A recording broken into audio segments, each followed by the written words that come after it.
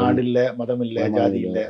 இப்போ வந்து நீ ஏன் வந்து நீ எப்போ போகிற இல்லை போன உடனே அகதியாக தான் நீங்கள் போய் வந்து க்யூவில் நிற்க விசாடு கியூ போய் கேட்க இப்போ நான் அத்தனை இப்போ 10 வருஷத்துக்கு பிறகு கனடா வரைக்கும் இன்னும் அவமானமாக இருந்து அங்கே வந்து நீங்கள் இவ்வளோ நாள் சென்றாலும் நீங்கள் வந்து ஐரோப்பாவில் நீங்கள் வந்து வெளிநாட்டுக்காரன் அது அகதி என்ன என்ன க்யூவில் நிற்க வந்து அகதி என்று அழைக்க நெஞ்சு திடுக்கிடும் என் புத்தகத்தில் அது இருக்கு இந்த அந்த இரவு நான் அகதியாக பதியணும்னு எவ்வளோ பேர் இருந்து தமிழன் எண்ணுவாங்க, சவுத் ஈஸ்டியன் எண்ணுவாங்க, கரையான் எண்ணுவாங்க, சாதி சொல்லுவாங்க. இப்போ எல்லாம் முடிஞ்சு அகதி என்ற ஒரு பேர் வரும்.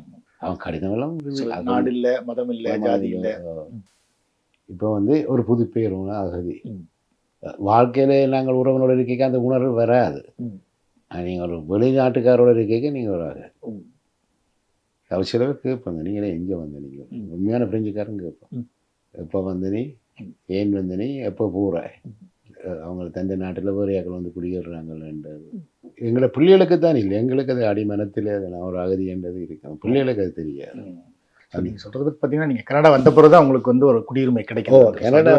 கனடா வந்து ஒரு அற்புதமான நாடு. அந்த அந்த கேஸை நீங்கள் வந்து உங்களுக்கு பெர்மனன்ட் ரெசிடென்ட் கிடைச்சிட்டால் நீங்கள் அவங்க சொல்லுவாங்க நீங்கள் ஏர்போர்ட்டுக்கு வந்துட்டாலே நீங்கள் ஒரு கெனடியன் தானே. ஆனால் நீங்கள் வந்து எத்தனை வருஷம் வாழ்ந்தாலும் ஒரு ஐரோப்பாவில் நீங்கள் ஒரு இத்தாலியன் தான் அந்நியன் தான்.